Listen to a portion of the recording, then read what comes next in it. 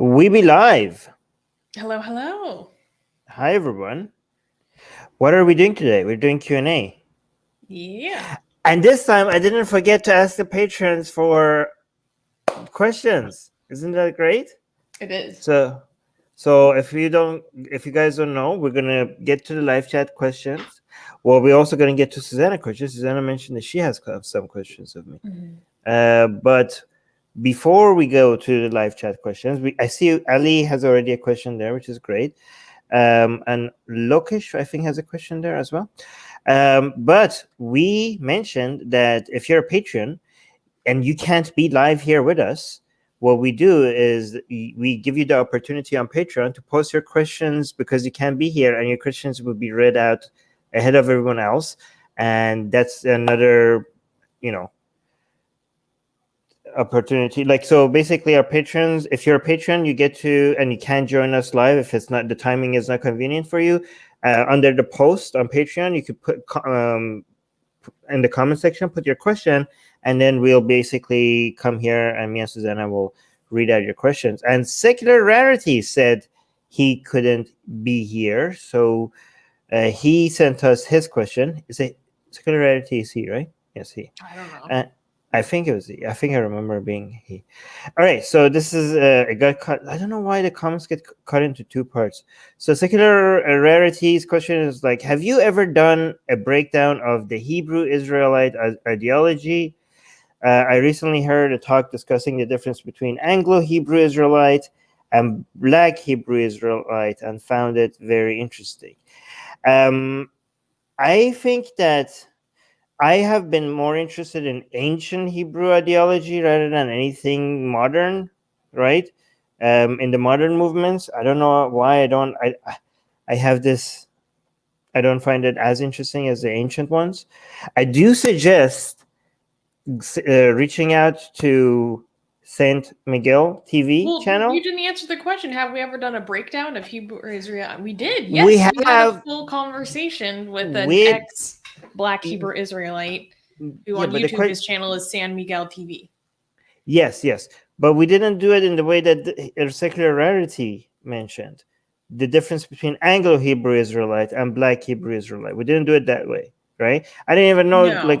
I don't even know what Anglo-Hebrew Israelite is, to be honest. What's Anglo-Hebrew is that? I didn't even know that's a thing. I Did don't you know even that? know. Yeah, I don't know. I thought like it was just Black Hebrew Israelites and everyone else, right? Well, I, like real Jewish people, Black yes. Hebrew Israelites. Yeah. But yeah, so I don't want to use the words. Okay, I'm just gonna skip. But I think yeah, we reviewed Black Hebrew Israelites. Go search on our channel for our interview with San Miguel TV. And then once you watch that, you realize how valuable San Miguel TV is for covering Black. That's the entire channel dedicated to that. So go check it out. And the great thing about San Miguel TV is that what's his name? I just know him as San Miguel Miguel. TV. Miguel. Okay. Miguel, he is an ex-Black Hebrew Israelite. That's a mouthful, right? An ex, like I'm an ex-Muslim, you're an ex-Catholic. He's a ex-Black Hebrew Israelite. Well, they would just call it Hebrew Israelite. They don't think black and white are like, they would say so-called black. They don't think that that's actually like how you would address them. They're just like, that's Right. just what people call us. That's not what we are, you know? Yes. So they Yeah. just call themselves Hebrew Israelites. Right. Wow, we have LinkedIn chats now. This isn't amazing. Cool. All right, so yeah, go check out that interview. Yes, we have covered it. It's a very fascinating cult. And Yeah. even if you're not interested in specifically Black Hebrew Israelites, go check out that interview. Just search Atheist Republic Black Hebrew Israelite. If you're interested in cult behavior specifically, that is a very fascinating. It's Well, a very also, fascinating. Yeah. if you're interested in like racist cults, that's what was so interesting about it to me. Is people don't talk about like black racist cults because that's literally what they are, and they don't call themselves racist, but Yes. their beliefs are insane. Yeah, Miguel is such a nice guy. Yes. All right. So you want to select some questions, or you want to ask in the live chat, because we have a lot of questions, or you want to ask your questions first? I want to ask my question. Your questions, Susie's questions first, then we go to live chat. Okay, ask your question. I want two things. So I want to ask you about claims from Iranian officials that the U.S. is going to lift like over 1,000 sanctions.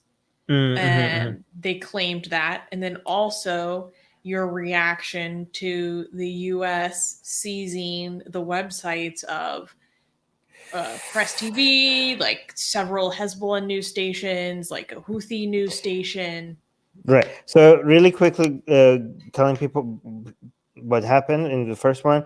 Rouhani, Iran's current president, the one that is about to step down in favor of Raisi, just recently came out and said that about 1,000 sanctions are going to be lifted. 1,000 sanctions specifically on the office of the supreme leader, like relative to that. Is that what he specifically said, or any sanctions? I think he said mostly I can't relative. remember. Yeah. So here's the thing: we don't know, because for the past couple of months they keep coming out. Rouhani is like, everything is going so fast, so forward, so beautifully. Sanctions are going to be removed any day now, during my regime, not the next president, my administration. We did this, we get the credit. And then his people came like yes, negotiations are going forward very fast, very good, everything's good any day now. Tomorrow we're going to finalize everything. No, maybe not tomorrow, the day after tomorrow. And then it comes out is like, actually there's complications, and they're like, oh my. And then again keeps happening. So at some point when they say tomorrow, like this is going to happen, they're going to be right. But I'm not going to, I don't trust Rouhani anymore, or his people, on when anything is going to go forward, because they're just so eager to keep advertising how fast things are going forward, because he wants to get credit for the success of the negotiations in Iran. But every time he says like, yep, it's done, we keep hearing, like after a while, we keep hearing, no, actually there's a lot of complications. Again, at some point he's going to be right. I don't know if this is if this is that time, because he has been crying wolf so many times, right? So one. And another thing, that the second thing you ask is about United States just recently banned a whole bunch of Islamic Republic of Iran's related, like the Houthi channels, Persian channels, Arabic channels that are related to Iran's government. Banned a whole bunch of websites. And a lot of people, like now that you go there, it looks like it tells that this website has been removed and blah, blah, blah. But that the FBI seized your website. Yeah, but a lot of people are saying that this is anti-free speech stuff. I don't know if it is. I'm not the legal expert here, because technically what they're doing is they're applying the sanctions on Iran, right? So people are like, why are you censoring Iranian websites? This is against free speech. I mean, legally, but the thing is that these websites are back up on other non-US related platforms. Like, for example, Press TV is still up in presstv.ir. Maybe it's not up on presstv.com. So anybody anywhere in the world can still access Press TV. So the people who are saying, oh my God, United States believes in free speech, but they're now banning these websites, this is against freedom of speech. Like, you still have access to Press TV. Everybody still has access to Press TV. But what the issue, like, everybody's like, oh my God, anti-free speech. I'm like, no, this is, and like, why is Biden doing this right now when the negotiation is happening and this is going to make everything complicated? I mean, this is technically following with the sanctions. I think this was not even the Biden's doing. This was just the bureaucratic process of all of these websites being banned just finally took place. This is just a machine, that the legal machine doing its job. These are like the places where these websites are hosted, or the places that are providing the domain. These are US companies, and US companies are based on the sanctions are providing a service to a regime that is you're not legally supposed to provide services to. So I mean, this is just following the law.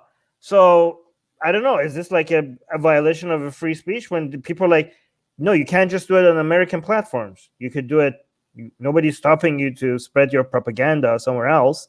Like, is this for anti-free speech? Like, does anybody has anybody lost access to press TV? No, I don't think this is anti-free speech. So, I mean, I'm happy to be convinced otherwise. Like if somebody comes and gives an argument, I'm not married to this position right now. The way I see it, this is not a violation of free speech. This is the natural legal procedure when it comes to following. If you're against the sanctions, that's a different point. But I mean, following the laws, I think this is the natural response to it. I don't know. I'm happy to change my mind on this if anybody has a different opinion. Was that satisfying answer? Are you happy? Yes. Okay, good. All right. Now that you're happy, can you highlight some questions in live chat? Good questions, by the way. Good questions. Guys, live chat, you better have some good questions because Susanna had some really good questions. So if your questions are not as good, I'm going to call you out for asking stupid questions. You know how they say there's no stupid questions? That's a lie. Anyways, let's highlight some Everyone putting pressure on chat right now. Pressure, yeah.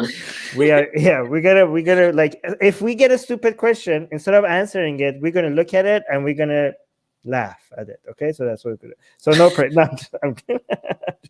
All right, what's this question? Ali is asking if 10,000 people were trapped in a machine and they are getting slapped after every 10 minutes for 3 hours. To free them from the machine, you need to slap a random person once outside of the machine without the consent of the person you are going to slap. Would you do that? Okay, it depends. Are the people who are being slapped in those machines, is that their kink? Are they into it? Maybe they're having a good time. I don't know. Ali, you're not being very specific. Maybe all of those people, they found all the people that have a kink. Their specific kink is to be tied to machines and be slapped, okay? So why would I do that to them? Why would I stop them from having a good time? Like, I don't know. Like, I don't want to do that to them. Is that... Wait, so it's 10,000 people in a machine. They're getting slapped every 10 minutes for 3 hours. Yeah. So that means that they're each slapped 12 times? Over, I feel like you're trying to do a math calculation. Yeah, getting slapped 12 times over 3 hours would be nothing. But watch me have done that math wrong because I can't do mental math and someone making right. So here's another thing. Let's say it's not their kink, okay? But would I like?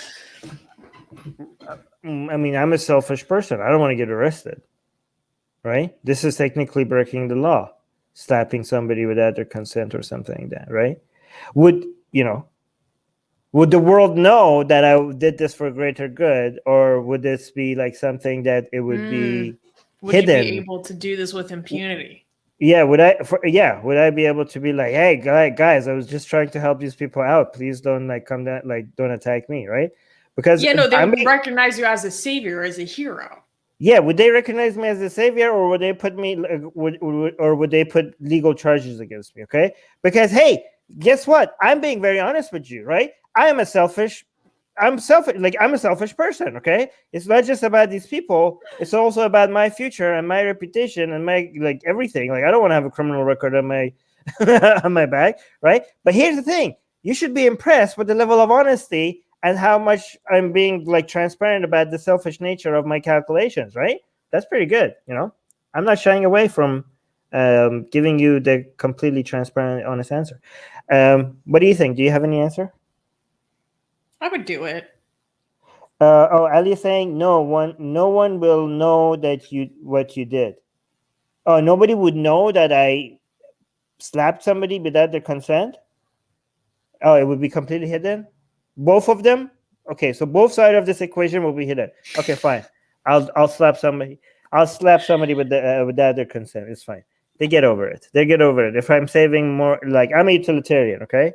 So I'm a utilitarian who values my personal utility a lot, okay? So that doesn't contradict utility, but I do care about other people's happiness. But I'm being honest that obviously I care about my happiness a bit more than other people's happiness. Anybody who denies that is lying to you, right? But I do care about other people's happiness. I'm not a psychopath. So Lokesh, I think we missed this one. This was I above skipped that. it because it didn't make any sense to me. It didn't make any sense. How do you No. think we can? Well, let me try it. Let me see if I can make sense of it. How do you think we can tackle Islam and let the truth be on more and more Muslims who think that they will get 72 virgins and killing animal sacrifices are not good? Animals are not here for us. That was too complex. Yeah. Lokesh,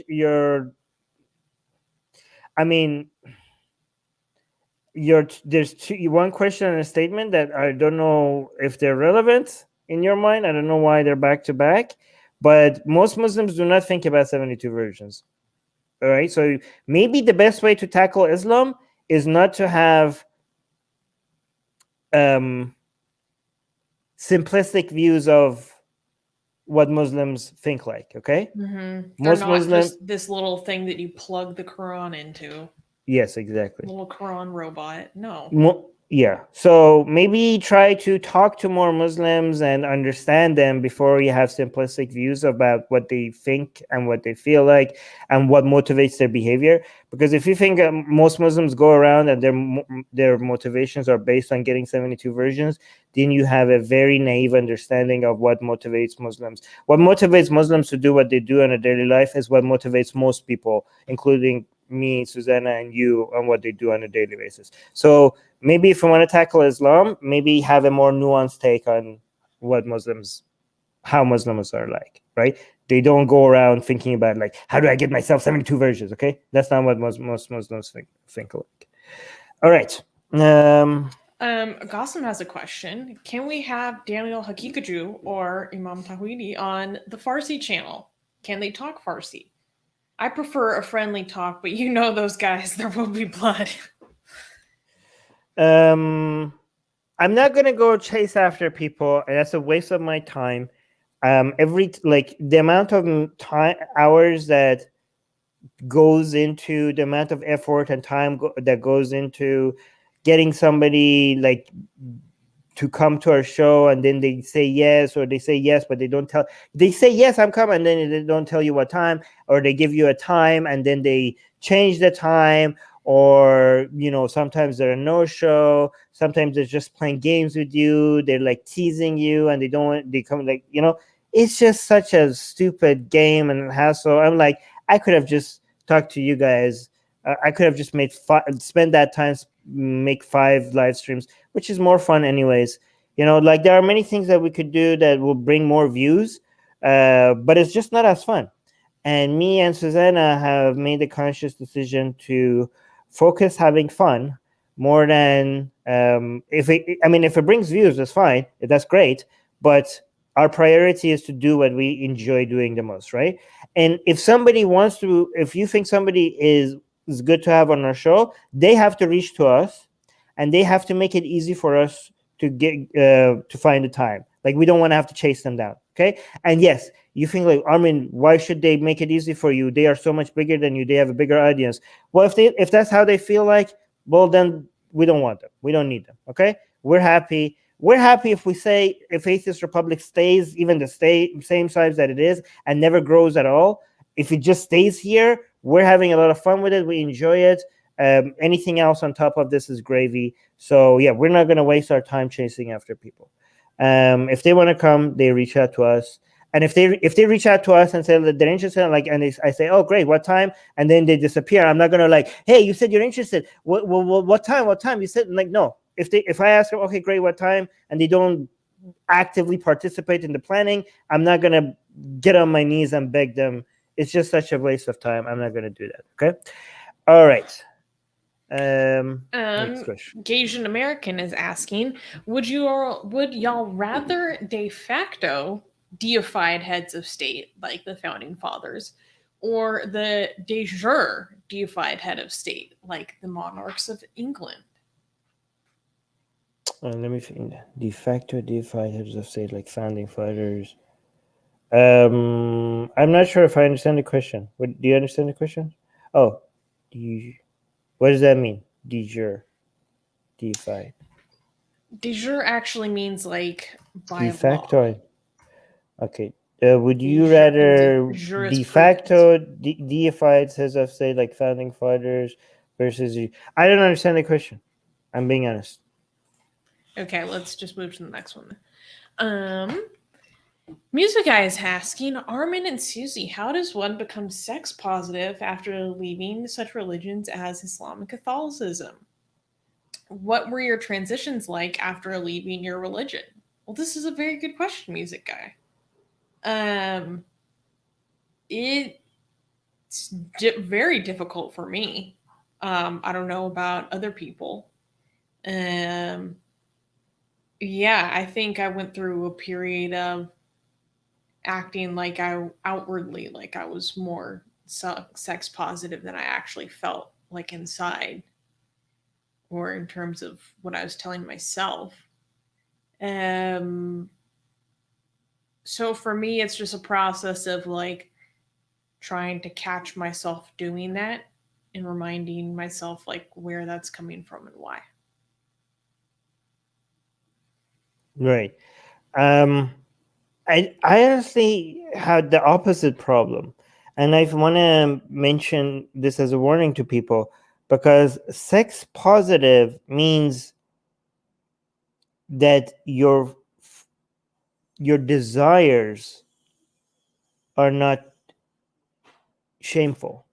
Okay, it doesn't mean that there are no ethical guidelines. There's no ethical red lines, right?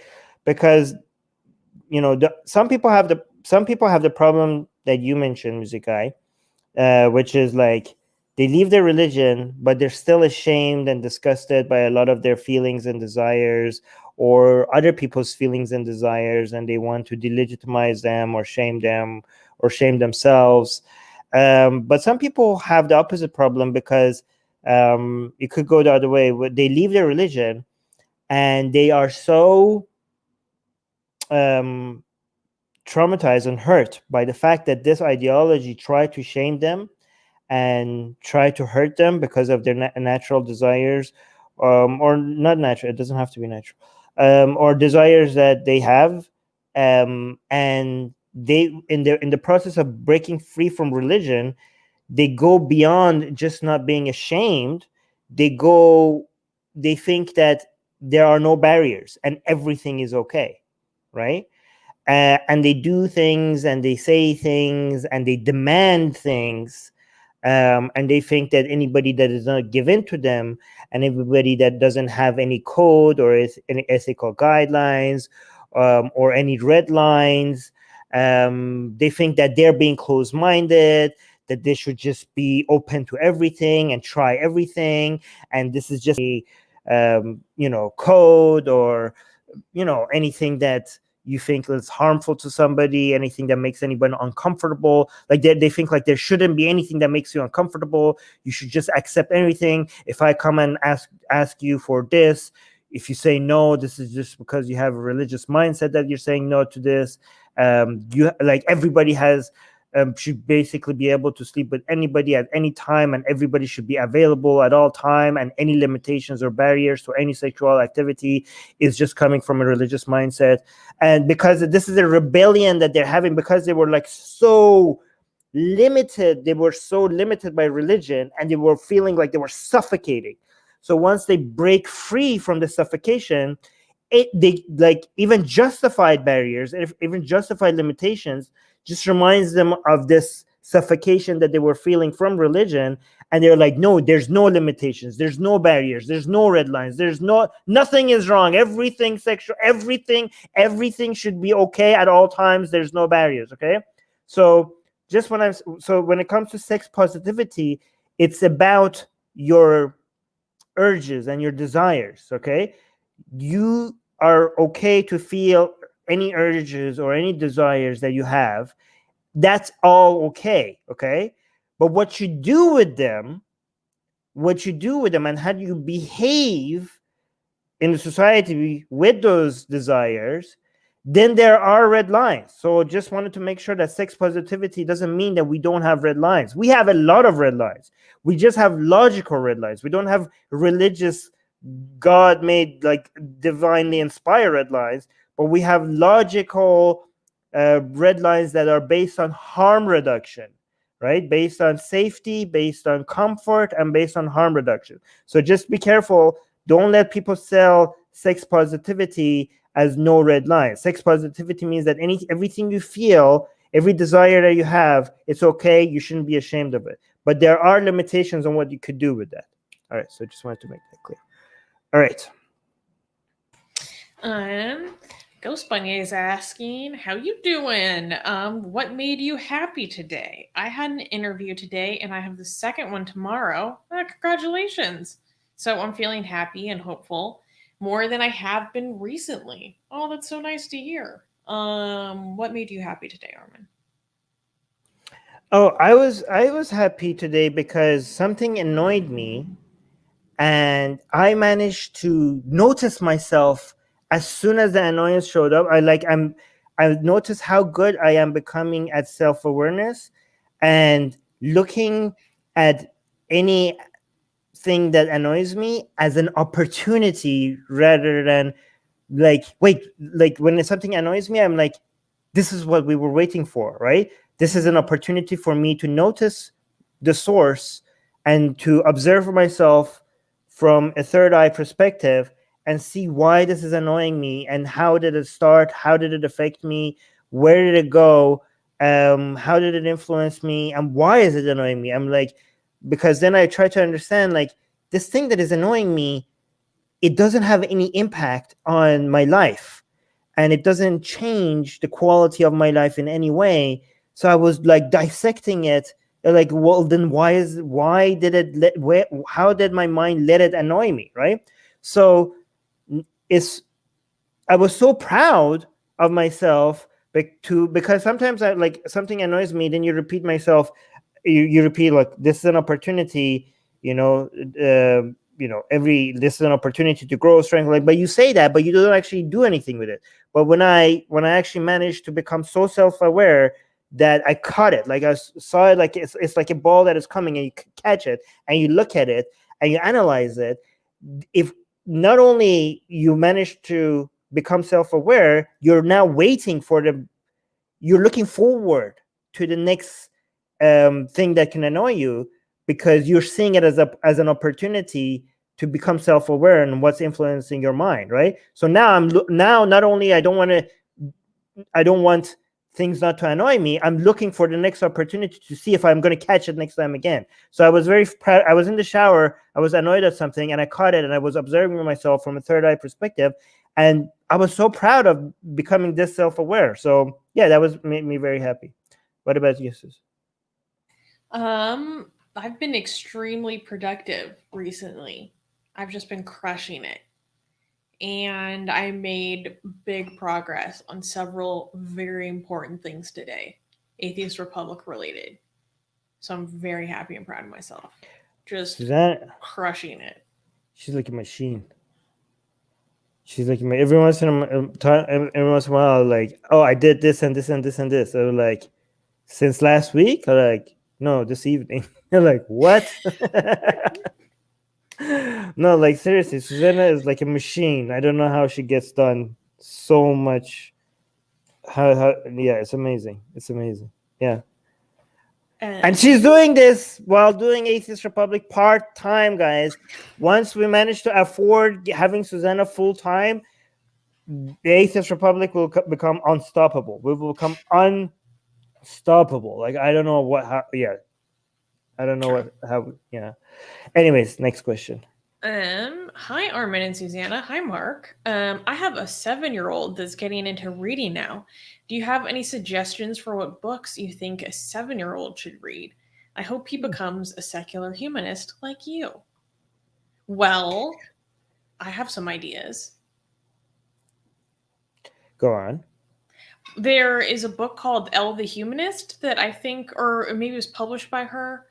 Basically, Daniel Dennett wrote a children's book with like an 11-year-old who's humanist called Elle the Humanist. And also, David G. McAfee, he Yes. has several children's books that he published through Atheist Republic. So if you go to atheistrepublic.com, in the tab across the bar across the top, you should see a tab called Books. And then he has books like the Book of Beliefs, the Book of Gods, the Book of Religions. No, it's the Belief Book. Book of Gods, Book of Religions, and they're illustrated. A lot of them are very. They use active engagement with the child, like so. For the one with, I think it's the Book of Gods, where it's like draw your own god. Make up your own god. Yeah, exactly. Yeah, yeah, that's a great book. I think magic. I would always suggest Magic of Reality, but I think that's for a bigger, like teenagers, not a 7-year-old or something. I'm not sure. But I also want to suggest that you let them pick their book, and it's okay if they don't finish it. If they get bored of a book, let them switch to another book. Don't try to force them into the direction, because right now as a 7-year-old, I don't think that you want to. What you want is for them to enjoy reading. You don't want to. I don't think it's the right time for you to be like. I don't think there's any time for you to be like trying to maneuver them into a certain ideology or certain way of thinking. I think you just want to make them love reading, right? And to make them love reading, your highest priority should be them picking things that they seem to be enjoying. Because if you give them something that they might enjoy less, but you think there is putting them in the right direction, then you're sacrificing the potential for them to actually enjoy reading so much, right? So, and also let it, because it's important for me. It's important. I think it's important that they love reading. I think. Okay, by the way, me and Susanna are not experts in raising children and stuff like that. So do not take our advice as professional advice. I think it's completely child free. Yes. That doesn't matter. We're just not experts, right? If you're child free and you're expert, is fine, right? Like people think like you become an expert if you have a child. Yeah, no. Most people that have kids, they're not experts at all at raising children. I mean, have you seen their children? But yeah, but I think like it should be even okay if they go like a little bit into the book, and if they don't enjoy it, you should let them switch. Okay, because if you make them finish it, then they're gonna hate it. If they don't finish a book and they switch to something that they like more, let them do that, because the whole idea is encourage them to enjoy the process, right? Don't push it to them. Just make them have fun with it. Maybe see what environments makes them enjoy it more. Maybe like, I don't know, like are there certain books that come with their own merch? If they finish a book, or if they halfway through a book, can you buy merch related so that they could see the characters in the book come into real life? Every time they maybe like, what I would do is like, if they're into a book, I'll make their room the theme of that book, or something like that. Maybe read with them when they're reading. I will read my own book next to them. Or if every time they find something interesting in the book and they want to tell me and they want to show me, I would like read with them, read that part that they just read with them, get them to explain something to me, what they found exciting about something they read. There's so many, but there's a lot of trial and error, right? It's just like you have to see what kind of activity or what kind of environment is going to motivate them. Instead of like telling them to read, just see what situations makes them want to read, and then repeat that scenario, whether it's your behavior or the environment. Just observe it, see in what situations they read, and instead of telling them, it's just like making them eat healthy food. You can't tell, like, I think like you can't tell kids like, eat your vegetables, right? I don't think that's a very effective way. I think the most effective way is to make vegetables fun and just leave it around the house, right? Instead of just telling. So I think it's the same thing with reading, right? Anyways, next question. D is asking, what do you think you would be doing today if AR didn't work out? Would you follow other passions, and what are they? Well, I mean, I still have a full-time job, so I'd just be doing that, and probably applying for master's or PhD programs if I could ever figure out what I want to study or what field I want to go into.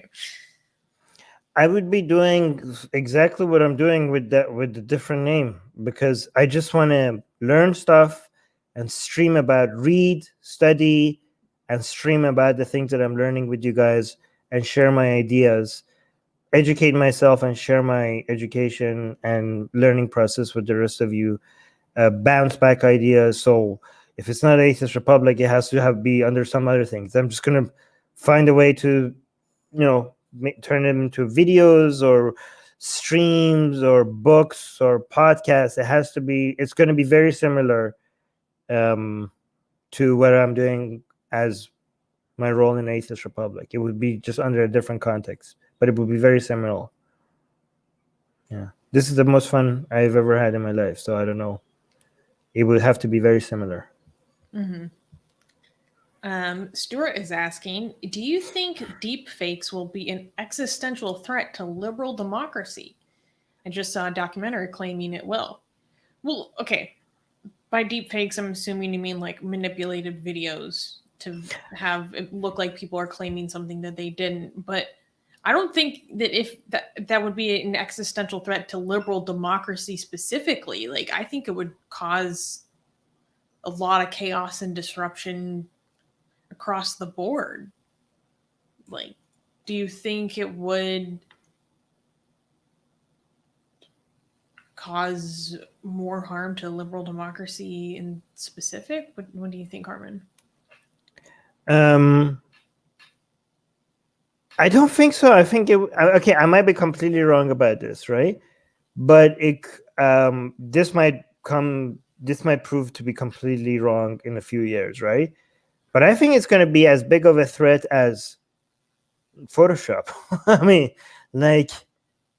mean, we used to have pictures, and then we had Photoshops, and everybody learned that you can't trust every picture that you see because it could be Photoshopped, right? Like, usually photos used to be evidence of like something that happened in real world. And then as soon as Photoshop came, and people were like, oh, okay, so photos could be Photoshopped, right? So it's going to be the same thing with videos. Nobody's going to trust videos, and there's going to be ways to know that if something is deep fake or not. People are going to see videos and like, well, I'm not going to trust that. It could be deep fake. Just the same way. How could you, people are going to be extremely skeptical about the videos that they see, just like they do with images now. I don't know how it's going to be different. And just like there's softwares right now or people that could tell if something is Photoshopped or not, it's going to be the same thing with the videos. And if it's not able, and if there is no way, and if, let's say deepfake becomes so advanced that there's nothing in the world that could detect something is deepfake or real, then nobody's gonna they're gonna be like, okay, then it needs to be the video. Like, for example, Armin, if it's the video of Armin saying something, it has to be posted on his own account, or else I'm not gonna trust it. Mm-hmm. Right? Or let's say a video comes off me somewhere that is not on any of my accounts. That sounds like something I would never say. They're like, yeah, this could be deep fake. Let's see if Armin posts that it was him or not. I mean, it's just that simple. Am I missing something? Maybe I'm missing something, but I think it's just that simple, right? I don't know. Yeah, verification is key. All you have to do is let's wait for Susanna to see if this was her or not. Nobody's going to trust videos anymore. They're going to just wait for the actual account to say that is, people are not, even real videos, people are not going to trust. Actually, the problem might be the other way around. The problem might videos, real videos of me saying something, people are like, it's deep fake, this is deep fake, everything is deep fake. I think real videos are going to be accused of being deep fake. That's what's going to happen. Anyways, let's go to the next question. Stuart is also asking, what are your opinions on debates? Do you think if done right, it is a great way to add to the discourse, or is it a sport that's all fun and games but not really useful? Do you think if they're done right, it's a great? Yeah, it's a great way. What do you mean? Of course, it's a great way. Some of the greatest ideas were exchanged in debates. Some of the highest number of people changing their opinion on something has happened in debates. Can somebody explain to me why people think that debates are not useful? Like I don't get the opposite. Some like how people don't really try to change their mind. They're just, just doubling down on their previously held beliefs. It's not actually about exchange of ideas. It's just about winning. Yeah, that's why they're so good, guys. It's like everything people say about the debate doesn't take away the fact that it's superior to like a monologue. Okay, so sometimes you hear somebody saying something and it's a biased view, and you're like, I wish somebody was challenging him on that right now as he's speaking, right? Mm-hmm. That's a debate. Okay, is it perfect? Are their motivations like just to win? Blah blah. Yeah, but tell me how it's not superior to a monologue. It's definitely like you were like, I wish like as he was speaking, somebody was there to present the alternative view. That would be a debate. It's superior. It is superior. Okay. The only reason why we don't do it is because we've been chasing people, and it's such a waste of time. Because a lot of them we manage to come up with a time and then they disappear. So we're just like, yeah, sure, we'll do debates if they do the work and arranging it and they reach out to us. But it is superior, right? You will see my words coming at you, but you will have somebody that disagrees with them, and you see in real time what the disagreements to my views are. How is that not superior to just hearing what I have to say? How is that not superior? Of course it's superior. Right. YouTube account is asking, what are your thoughts on the right to die? I think you should have the right to. Yeah, I support it. I don't understand why I don't understand what is even the opposing view.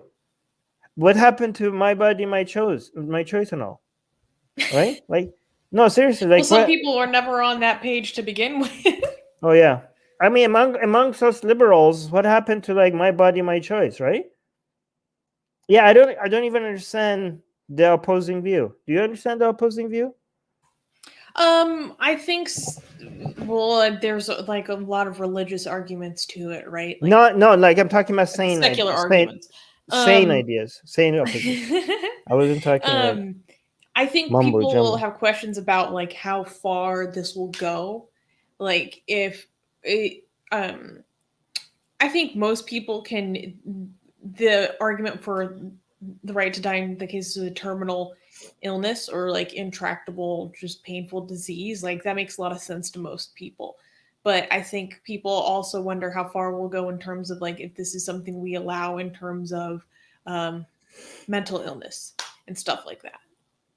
Yeah, but mental illness, that's already like if people are harmed to themselves in a way that is not like if it's because of a mental illness that could make their lives miserable in a way that they can't calculate themselves under the category of mental illness, we already have limitations on those certain group of people, not just on suicide, but any other form of self-harm, right?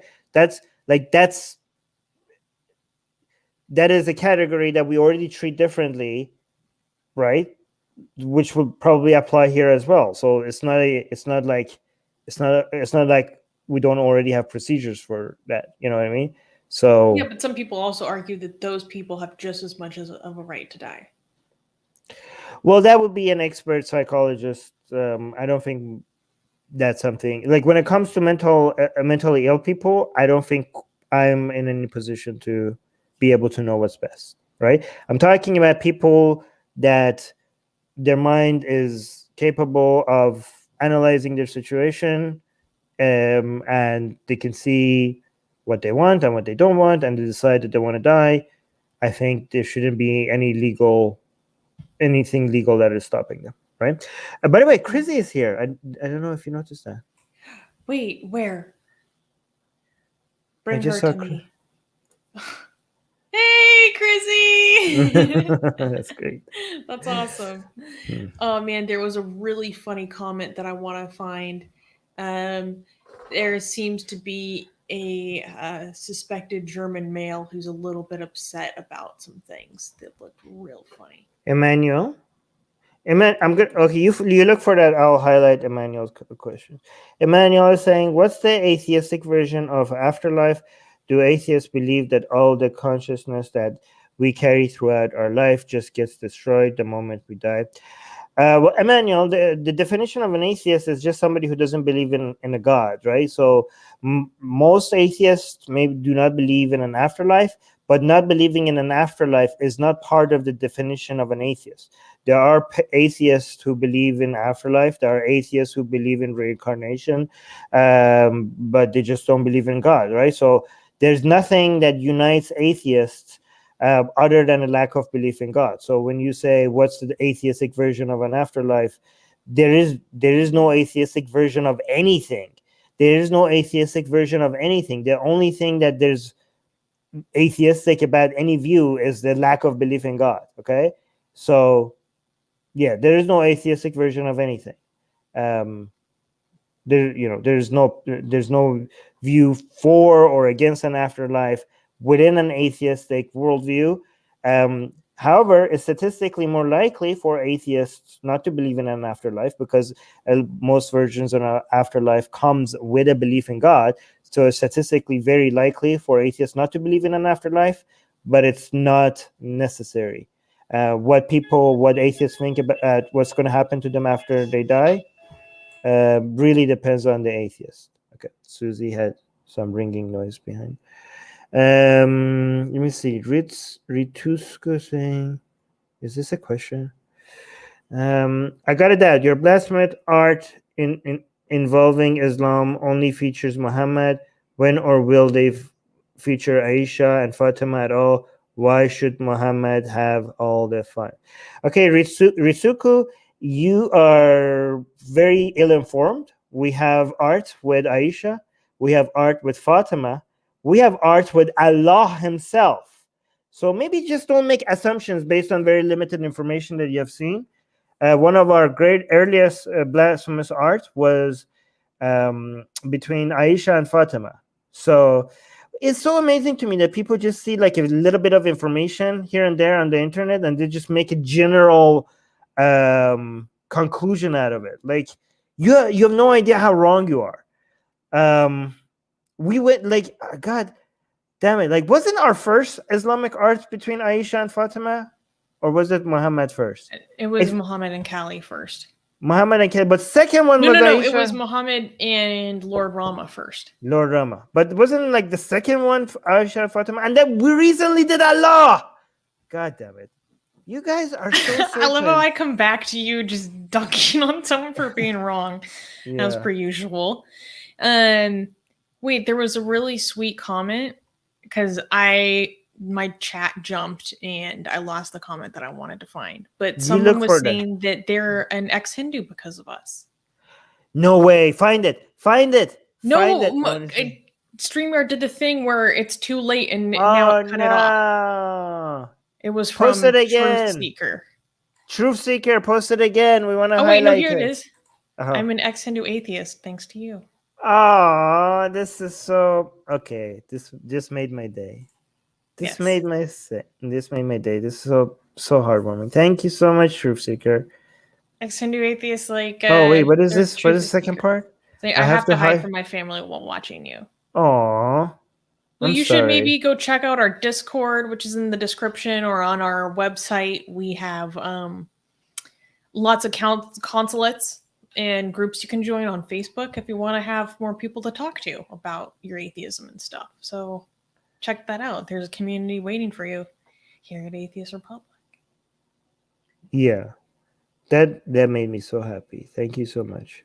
Guys, I sharing. Lost my place in the chat, so if we haven't answered your question, please ask it again. Yeah. Yeah. I was highlighting a question. I lost it. Let me see if this is a. Oh, they're takfiring me. They're takfiring me. I was never a Christian. Wow, you actually got you got the version of, hey, this is so great, because I get like the accusation of that I was never a Muslim to begin with, because guys, I'm an ex-Shia Muslim. All right, so people are like, no, Armin, you're not an ex-Muslim because you were a Shia, so you're never a Muslim to begin with. So Susanna is getting wait, I don't believe Catholicism is biblical Christianity. Yes, so they're saying that Susanna is not an ex-Christian because she was never a Christian to begin with, because she was a Catholic. Pagan. You're a pagan. You're an ex-pagan. That actually sounds more. It's so funny that they say no offense as if like don't you're taking yourself way too seriously. Like if you think this is entertaining for us, right? Like when people say like I mean no disrespect, like no offense, like guys, you are taking yourself way too seriously. Like who are you? We don't even know you are. Why should we be offended by you? Why do you think your opinion matters that much for us to take it seriously at all? You're obviously a Christian, so you're not that smart. Anyways, let's go to Gasian American. Oh wait, did we? Oh, Gasian American. What? Yeah, go on. Gasian American is asking thoughts on Daijingu Shinto Shrine in Hawaii deifying George Washington, Abraham Lincoln, and Kamehameha as gods. Okay, Gasian American, you ask us very sophisticated, detailed questions that we have no idea about. Like, yes. I don't know how Gasian American like expect us to just be on top of things, but it's good because we are. Actually, he asked another question that we didn't know. Can you save it, because I want to go research that, because I didn't know how to answer that. I didn't know this was a thing either. Are you looking it up right now? I think this is actually further clarifying what his last question was about. Wait, I'm gonna Google this. If this was how do you? Okay, if this is what your first question was about, how do you think that we would know all of this? Like we still don't know. You have to first like give us some like intro to this very news that hasn't, like, you think like everything that happens we will see at all time. Like we cover the news all the time on religion and we haven't seen this, but this is very interesting. Yeah. Okay, Gasian American, you have access to our Patreon. You're a patron. So what I suggest you do is that if you want to ask questions like this, maybe send it to us on Patreon before the stream, so me and Susanna have actually some time to look it up and come up with an answer, because we actually researched it like during the live show. Get on like, your level. Yeah, maybe we should get on your level before we can respond to it.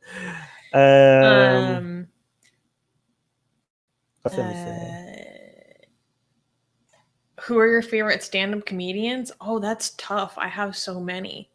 The first thing that comes to my mind is Joey Diaz. Oh my gosh. Yeah. Or Cat Williams. Dave Chappelle. Or definitely Richard Dave Pryor. Chappelle. Yeah. No, mine is Dave Chappelle for sure. Joey Diaz is one of. Thank God he's alive. Thank God he's alive. Oh wait, this person. Okay, this person is telling us why we should take them seriously. So Catholicism is not biblical Christianity. I believe it is Christianity mixed in with paganism. No offense to you, Susanna, but I am the Lion of Christ. Wow, you're not a very good lion if you can't even spell Christ. Maybe you're like a kitty. You're a little kitty of Christ, okay? Baby kitty. Okay? Not the lion. But look at the self-confidence here. I am the Lion of Christ, therefore my opinion is true. All right, next. This is good. Here. Mugga had this. Whoa, do you believe in lucid dreaming and or astral travel? Have you experienced it? Well, what's that? What is astral travel? I know lucid dreaming. What's astral travel? Astral travel is, like when you leave your body and go into the stars. Okay, well, like you feel like it, or is it like the belief that you actually do it? Oh no, like people are like, I have been to other planets. I've talked to other beings. What do you think we think about it, my God, atheist? I mean, isn't lucid dreaming just like the kind of dreams where you could make anything happen? I think that's a real phenomenon. Yeah, one of these things is not like the other. One of these things is something that happens, and there's nothing supernatural about it. The second one sounds like woo-woo nonsense. Like, why are you putting these two things next to each other? One of them is just like a type of dream that so many people have, where you get to control everything in your dream. There's nothing spiritual, magical, or supernatural about it. The second one sounds like, magic. Well, maybe you use your lucid dream to go travel the stars. I mean, but I've had a lucid dream only once before. Yeah, I had a lucid dream, and I was so disappointed with what I did with it. I was like, I could have done sex stuff, but I was like, instead I did. That's what I did. That's what you did? Oh no. I'm like, why did I decide to bring food that I want? I could have had this was a major lost opportunity. Wait, so you took advantage of it? You took proper advantage of it? Yeah. Oh, good for you. Damn it. I woke up like, holy crap.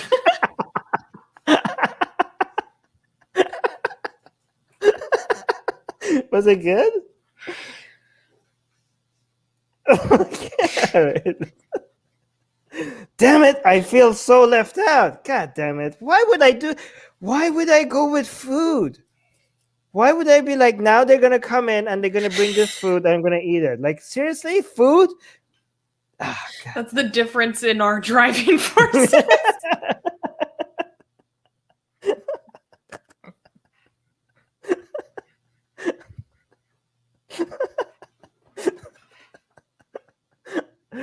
Oh God! I'm so proud of you, though. It was the right decision. It was the right decision. No, it was the right decision. You're smarter than me. Oh yeah, Ghost Bunny was saying great job to us. Oh, thank you, Ghost Bunny. That's so sweet. Thank you. Armin, how long do you think Islam will last? Do you think it will collapse?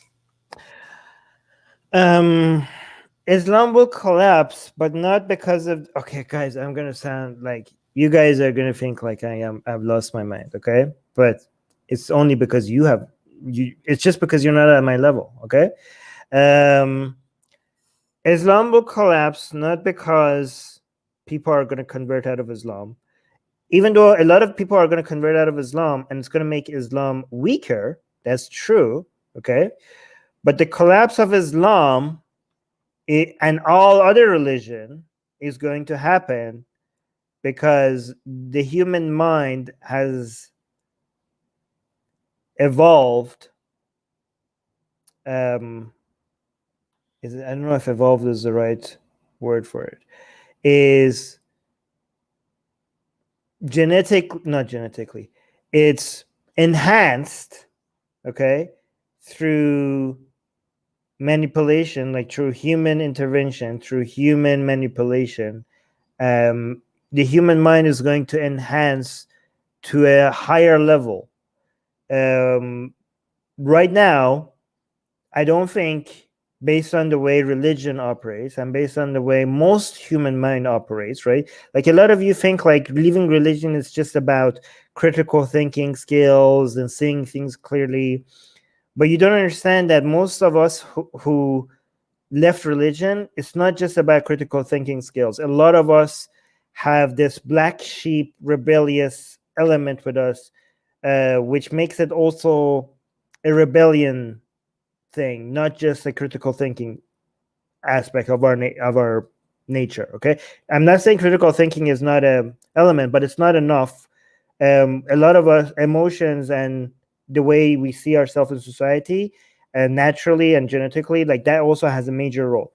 And the way religion works right now, and the way religion works like a parasite, it matches perfectly with the way the human mind operates. Like these two, religion and the human mind, go so perfectly hand in hand that it doesn't, just educating people or giving them critical thinking skills is not enough for religion to end. I don't think like religion, as long as there are humans, religion will be there and it will be flourishing.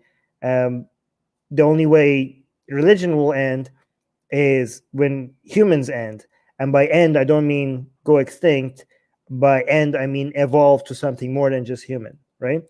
So the reason why I think religion will end is because at some point, our brain's capacity, not through natural ways, but through, adding processors, memories, access to informations to our brains, or just fully being uploaded to another silicon-based world, or even within our own carbon-based brain, coming up with enhancements for how we think and how we operate. It's so much so that we would arguably be not human anymore. We would be human plus, right?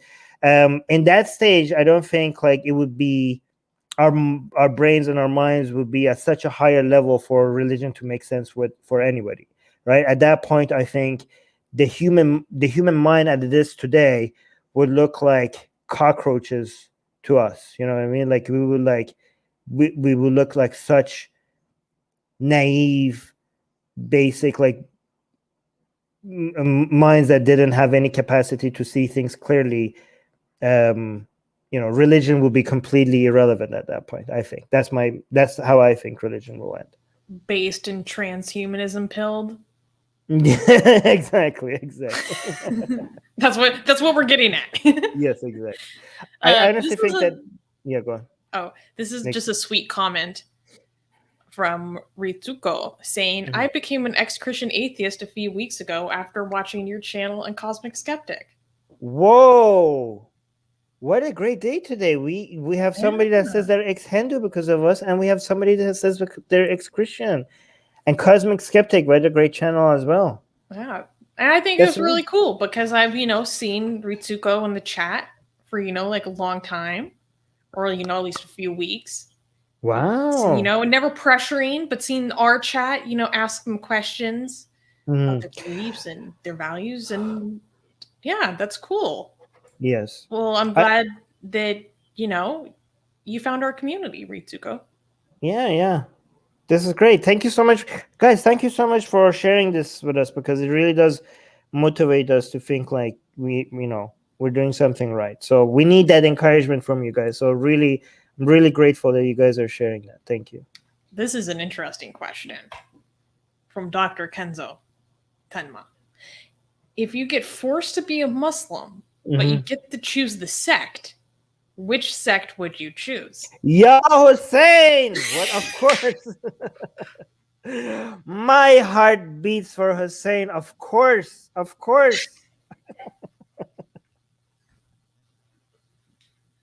What did you think I'm going to say? What the hell?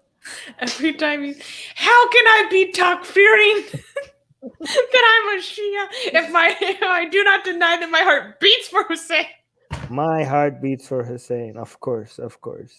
I mean, I think, by the way, I don't think this is like a... No warrior like Ali, no sword like Zulfikar.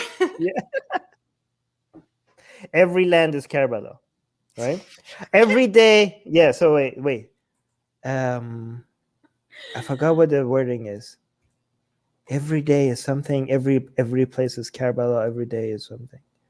Yeah, I forgot the wording. But yeah, I'm not. But here's an interesting question. Here's an interesting, Dr. Tenma. I think Susanna is at a point where she doesn't even need to be forced. Shut up. I think Susanna is like almost like she's like, you know what? I am like Shia. Just like, give me another push. I'm Shia. I think she's. Oh my gosh. Yeah, I don't like if you get forced. Then I like, was yes, gonna please. say that obviously I'm of the party of Ali. But if I was to answer this question seriously, I think I might choose whatever Mufti Abu Layth is doing. Every day is Ashura. Very good. Thank you, Ghassan. That's what I needed. Every day is Ashura. Every land is Karbala. Perfect. Yes. Thank you. I think if I had to, I would maybe choose whatever Mufti Abu Layth is doing over there. I think I might go with whatever he's doing because that's not even Islam. I'm takfiring Mufti. I'm officially takfiring Mufti Abu Layth here in Atheist Republic. Mufti Abu Layth has progressed himself out of Islam. I don't know what he's doing. I agree with the Salafis. There's no Islamic school of thought that agrees with what he's doing. He's officially not. I'm kidding, by the way. Okay, he believes in Allah and Muhammad. He's a Muslim. But it's not any sect of Islam. Actually, you know what happens when what you're doing is no sect of Islam? It means you have your own sect. Oh, right? Snap. I thought that would be what that means you're doing is bid'ah. Yeah, well, every person that made their own sect did better. So technically, why not just say, yeah, Laythism? Laythism? Is that it? We could say that?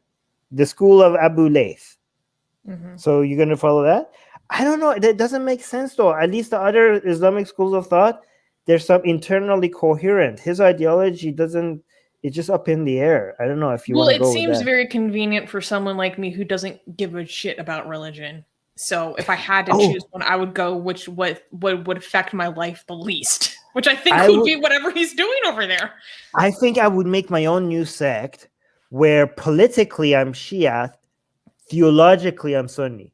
It would be the most ideologically consistent branch of Islam. Like the least self-contradictory branch of Islam, right? So theologically, I would be like, with the Maliki schools of Sunni Islamic thought, not the Hanafis. They are like the special sunshine people, according to Mufti Abu Layth. Not that. Back of the bus. Yeah, sorry. Did I say Hanafi? I said Hanbali, right? Not the Hanbali, not the special, not the sunshine group, but when it comes to political, I wouldn't say that Imam Ali is like the divinely inspired Ma'asum successor of Muhammad, because that could be like shirky. That's getting too close to shirk. I would just say that he should have been the first Khalifa, right?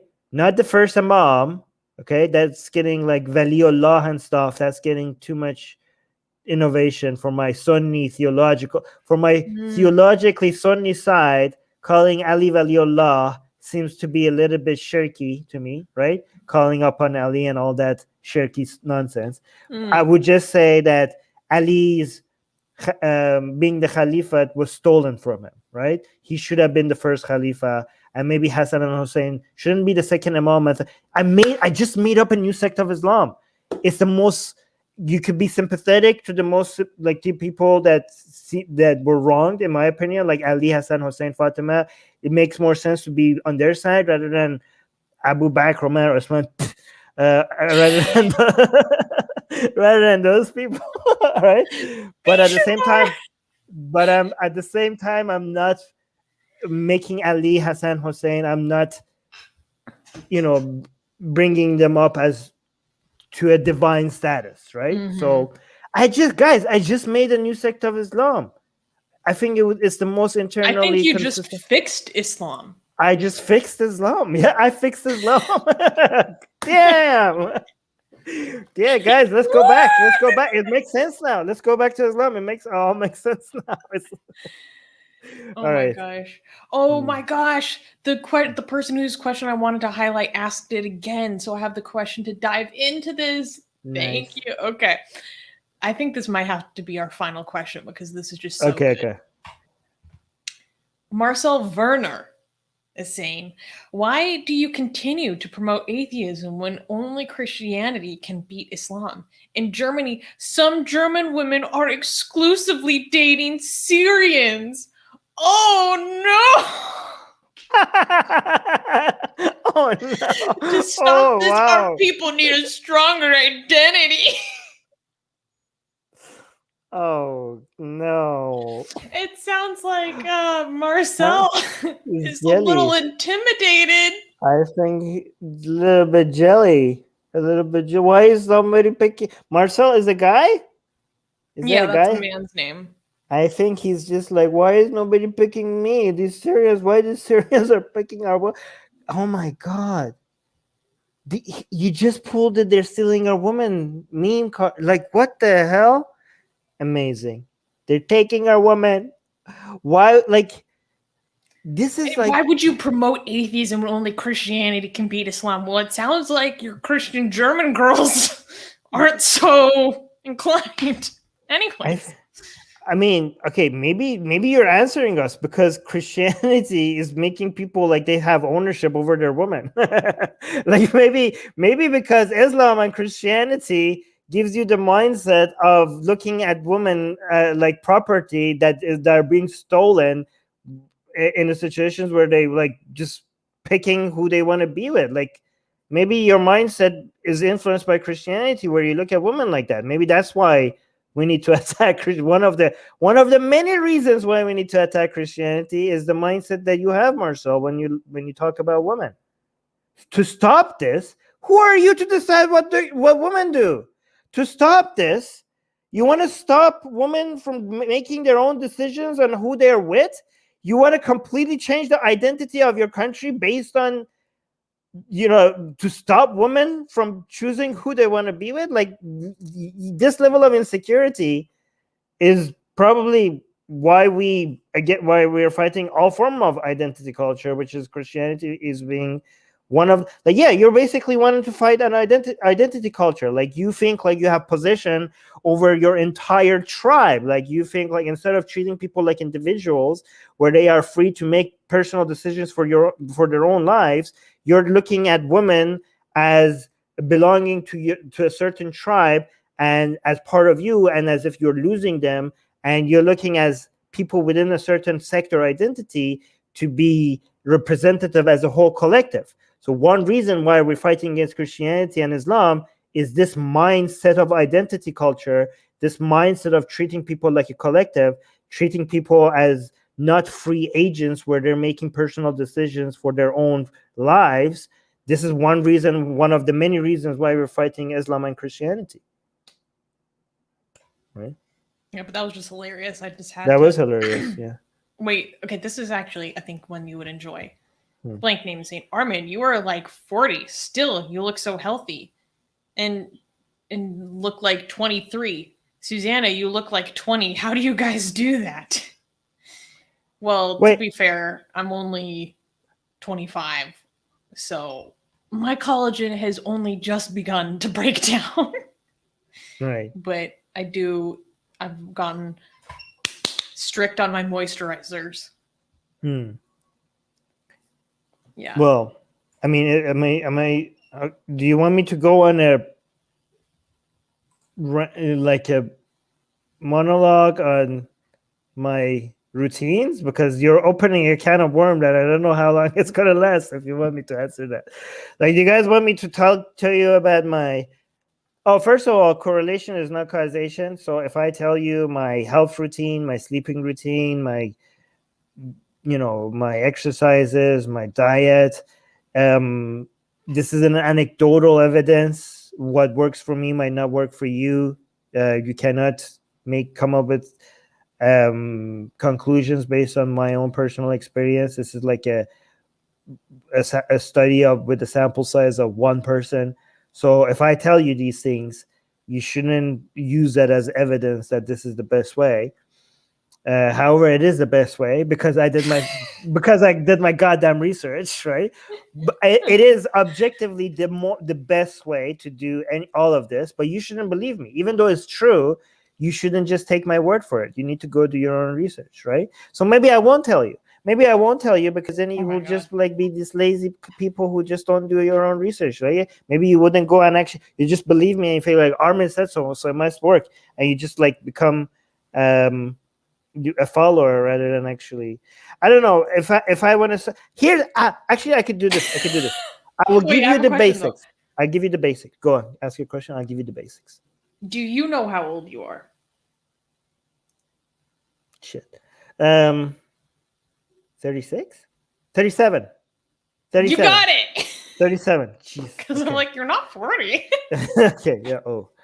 Wait. Oh my god. Susanna knows me too well. All right. Susanna, guys, look, Susanna even knows that I wouldn't know my age. That's how well she knows me. God damn.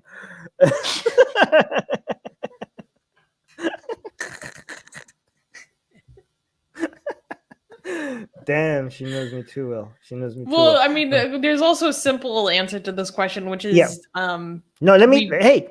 Different clips that we've made about your diet already on this channel, so I bet. But here's the thing: keep it simple, okay? You don't need to go into it as much detail as like most people are not doing the most basic things. Most people don't even need to do the things that gets them from, doing. A lot of the things that you need to do are so basic and straightforward. Everything beyond that just gives you an edge. And a lot of people are spending too much time researching that extra edge when they're not doing the basic things that gets you the 80%, right?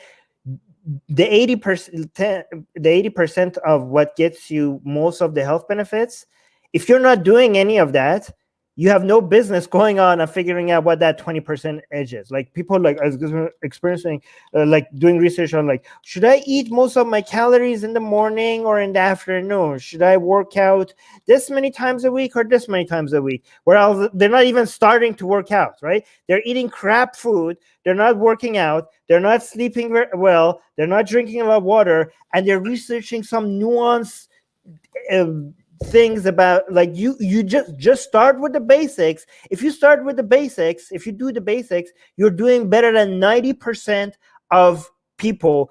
If you covered all the basics, then maybe go like, okay, how do I get better from here? Okay. And the basics are, guys, this is, go do your own research, don't trust me, but the basics are get a lot of sleep as much as you can. Okay, like maybe later figure out about my circadian rhythm and when should I wake up, when should I go to sleep. That comes later. Right now, the most important thing is you're getting 4 hours of sleep. You have no business coming up with like exactly what my sleeping regimen should be. Get more sleep, okay?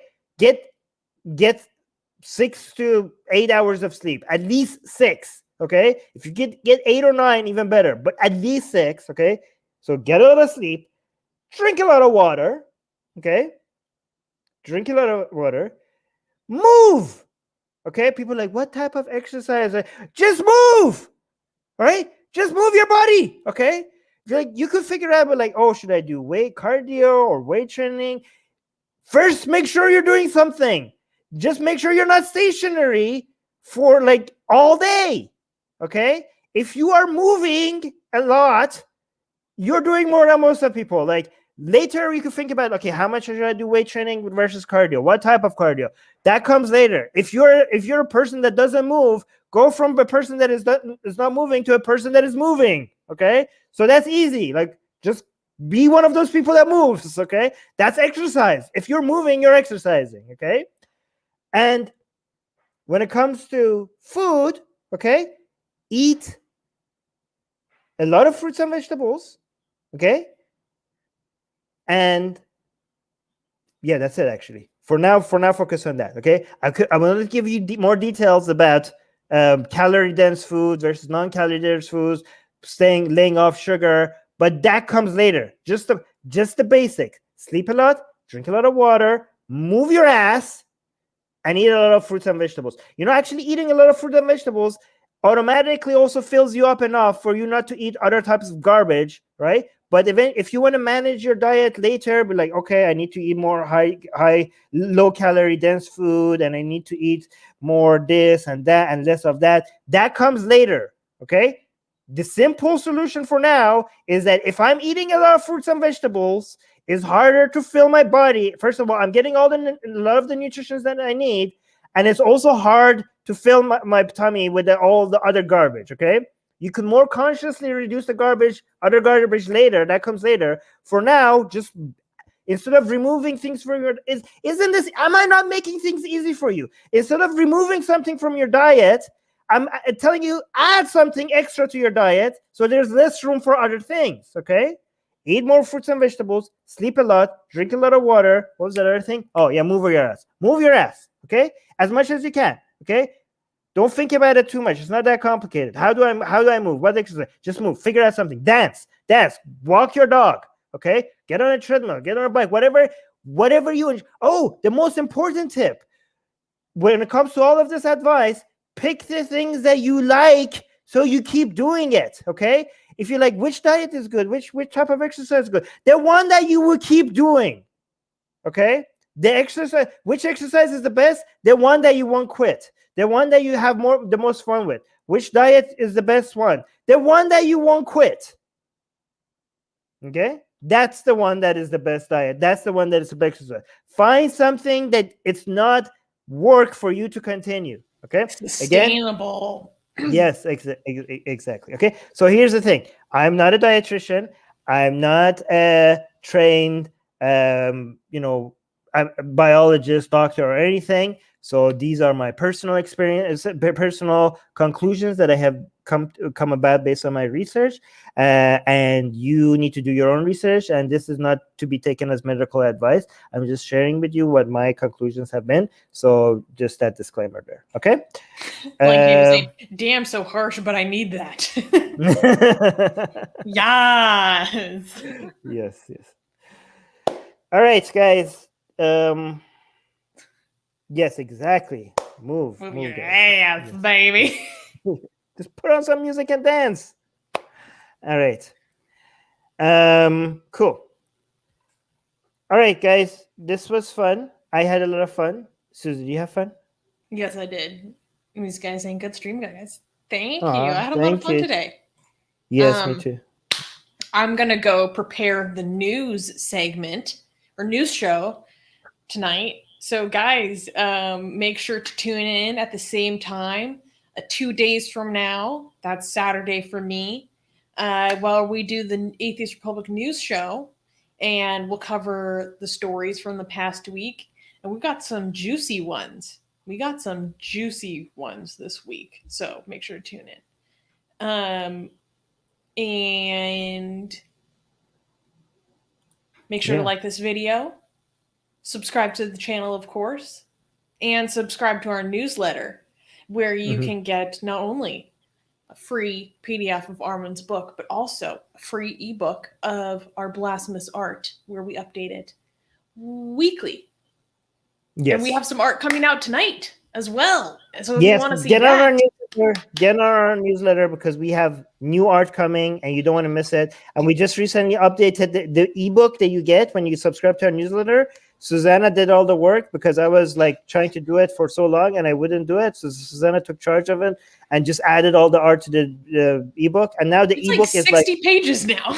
The ebook that you get with all our blasphemous art is 60 pages. So if you're not a subscriber, become a subscriber and you get the ebook with 60 blasphemous art. Like, isn't that amazing? And it's free. It's free. Like what?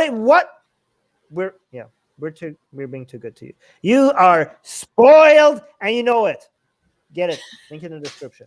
All right, guys. Bye.